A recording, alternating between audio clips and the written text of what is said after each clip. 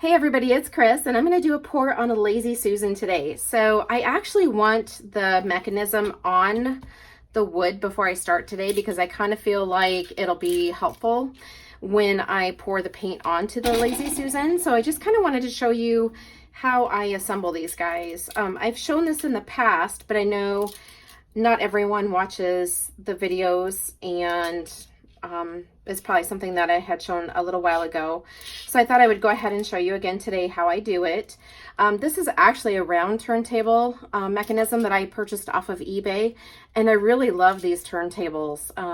I like them so much better than the square ones that I had started to use, just because I feel like with this size wood, which is 17 3/4 inches, I feel like it's a little bit more stable, and I don't have it I don't worry so much about it tipping like I did with the square ones.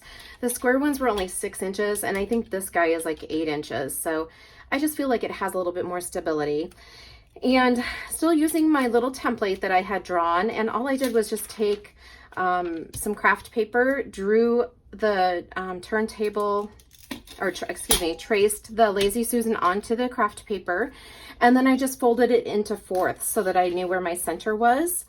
And then I just placed my Lazy Susan on top of it, knowing where and originally I had done this with a square one, but just kind of finding the center point for my markings. And I have one for the circular, which is what I have outlined on my template. And then I just have arrows so that I know which hole I'm using for the circular. And then this outside one is the square one. So I'm going to go ahead, and I've already pre-drilled these.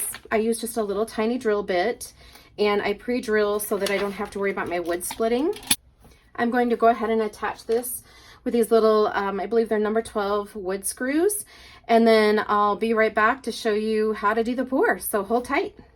Okay, so I have attached the Lazy Susan to the bottom of my board, and I did use the, I just go ahead and line up my holes on my turntable, and then I just turn this until I'm able to access the screw holes. And then I just go ahead and loosely put all 4 in and then tighten them down once I have everything lined up. And I've also taped the back of my Lazy Susan so that it's ready to paint. And then once this has cured, I will put the countertop resin on top of it as well, just to protect it.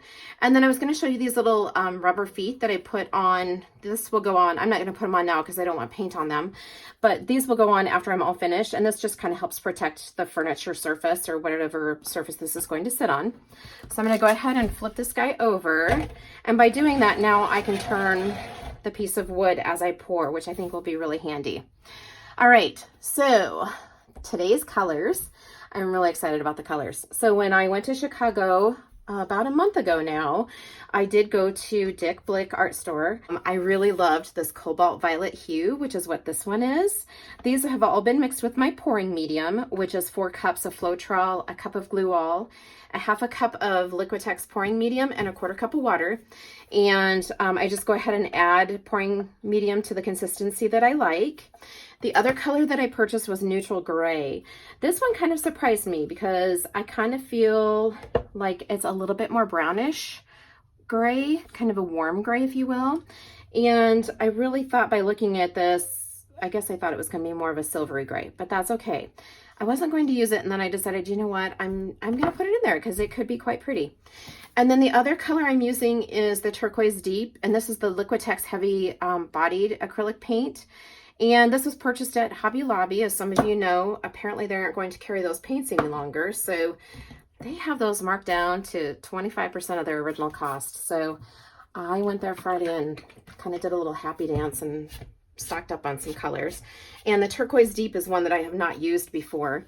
It's a very pretty color as well. So I think these 3 colors are going to look great. I'm also going to put my custom silver in, which my custom silver is the Liquitex Acrylic Basic Silver, along with my Rust-Oleum glitter paint. And it's the silver glitter paint that I love so much.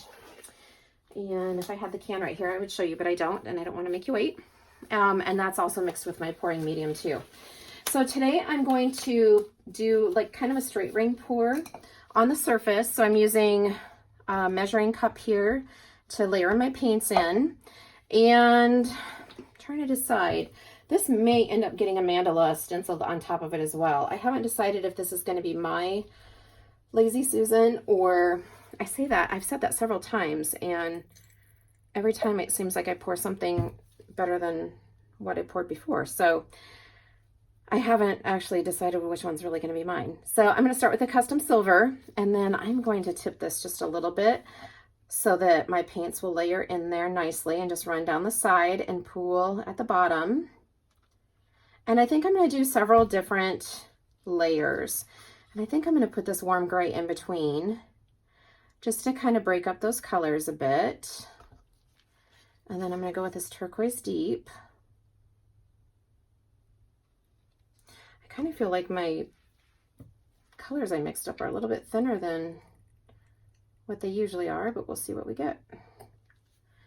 And then I'm going to come back in here with more of the cobalt violet hue. And then that warm gray in between.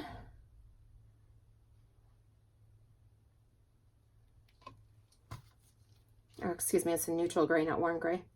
And then the deep cobalt. I'm just going to put all of this in here.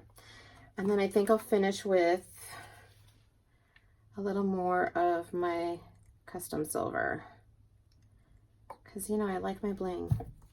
All right, that's looking very pretty. Okay, so I have about a cup of paint. Not sure that that's really going to do it for me. I have a feeling that I might need a little bit more. So let's put just a little bit more of that cobalt violet on here.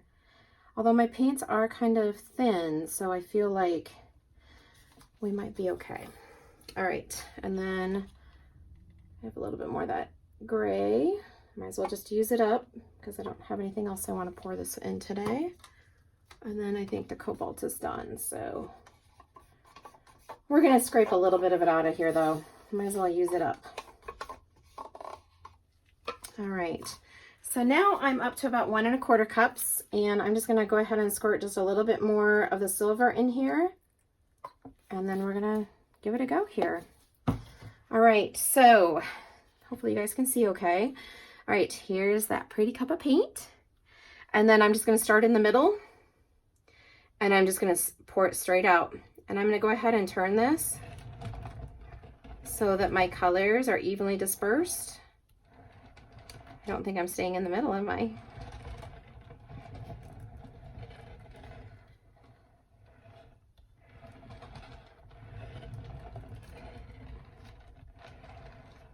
Could spin it around and see what we get. I've seen people do that before actually, and it's quite cool, but that scares me a little bit. I do think it works nicely to have the turntable on there though. It's kind of giving me a really cool pattern.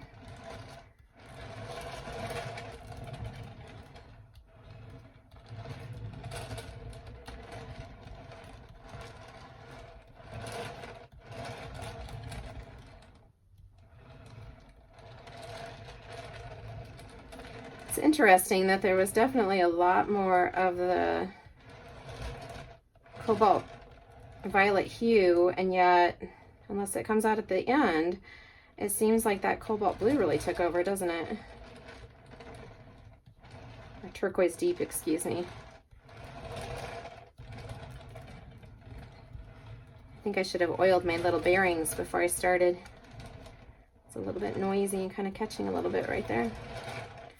So that's the other thing that you need to do when you use these Lazy Susan turntables, is you usually have to oil the bearings because they're kind of dry when they come to you. All right, I'm just going to catch that so it doesn't do some weird stuff. The cup is very pretty. Okay, I can already see some cells starting. Let me pick this up so I can show it to you. It's looking very pretty. I can definitely see the silver glitter paint. I think we have enough paint on here to cover the surface, so that's good. I'm just going to kind of move around in a bit of a circle, I think, to see if I can kind of get these, keep these rings intact, if you will, and kind of get it moving a bit, and then we will start going off the sides and see what we get. I can see that I've got a chunk right there in the middle.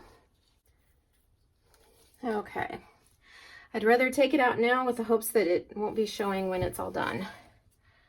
Okay, so I'm going to start moving over here to the side, and we'll start dumping off a little bit and then bring the weight of the paint back so that we can retain the circles. And then I'm going to go off of the top. I have a horrible glare from the window. I'm hoping that you guys don't have that. And then I'm going to bring the paint back down again to the center. I have a high concentration of that silver in the middle, don't I? And then we're going to just go over here off of the right. Kind of let it continue over around. And then I'm going to bring it back down to the middle again. And then we'll go down off of the bottom.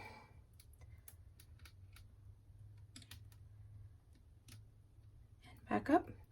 So the goal is for the paint to go off of the sides so that the sides are just as beautiful as the top. And then I'm just going to go over here to the right, or excuse me, to the left. All right. It's very pretty. I wish I didn't have quite as much silver in the center there. We're going to see if we can stretch that out a bit maybe. So now I'm just kind of distributing my paint a little bit more and kind of getting the lines stretched out a bit. It's very pretty colors. All right.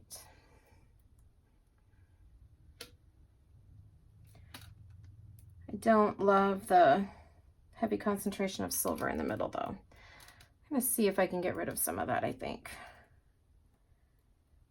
I still have quite a bit of paint on here, so I'm gonna try and run some of it off. There we go.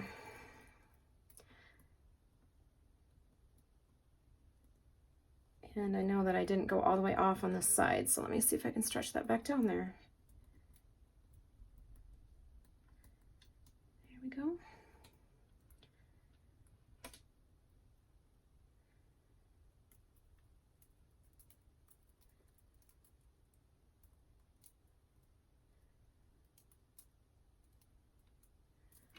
All right, that's a little bit better. All right, let me see if I can get this centered back up a little bit more.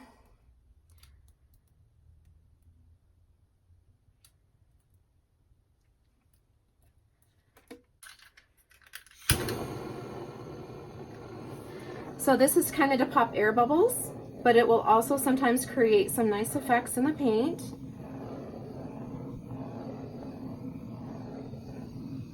There's no silicone in the paint at all. It's just the pouring medium and the paints themselves. And I can see some really neat things kind of rising up from underneath here. All right. So I'm going to take the camera down and I'll take a few still photos and put it at the end of the video so you can kind of see close up. There's some really pretty cells and some neat things happening on the surface.